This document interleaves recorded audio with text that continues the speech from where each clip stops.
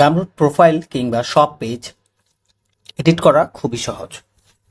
সাধারণত আমরা যেভাবে প্রোফাইলটাকে এডিট করি তা হচ্ছে যে আপনি যখন গামরুটের ড্যাশবোর্ডে থাকবেন, সবার নিচে স্ক্রল করলে এখানে আপনার প্রোফাইল সেটিংসটা পেয়ে যাবেন এবং এই প্রোফাইল সেটিংসে যখন আসবেন এখানে কাস্টমাইজেশন বাই এডিট প্রোফাইল নামে একটা অপশন পাবেন।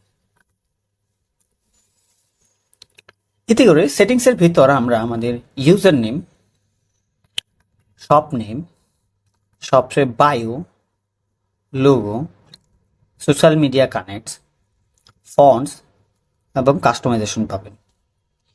সাধারণত এটা হচ্ছে আপনার শপের প্রোডাক্টের কালারগুলো কীরকম হবে তার উপর জন্য এটা ডিপেন্ড করে। এটা কাস্টমাইজ করা যায়, জাস্ট একটা বাটন। দেন আপনি আপনার প্রোফাইলটাকে যখন আপডেট করবেন এটা আপনার শপ পেজটাকেও আপডেট করে দেবে।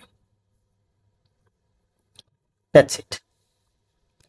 আশা করছি মূল যে লার্নিং পয়েন্টটা এখানে তা হচ্ছে যে আপনার একটা প্রোফাইলটাকে খুব প্রফেশনালি একটা শপের নাম দেয়া, যেমন designfairy.co, এটা আমার একটা ওয়েবসাইট এবং আমি এখানে যে ট্যাগলাইনটা লিখেছি, ওকে, এই ট্যাগলাইন জেনারেট করাটা খুব ইম্পর্টেন্ট।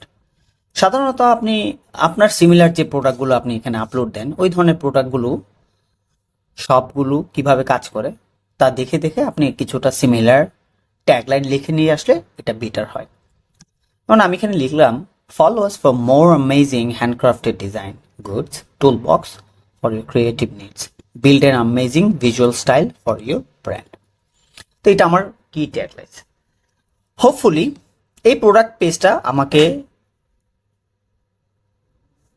সেলস এনে দেওয়ার জন্য যথেষ্ট এবং আলটিমেটলি এটাই আপনার শপ পেজ এবং এটাকে কাস্টমাইজ করা আপনার প্রপারলি জানতেই হবে।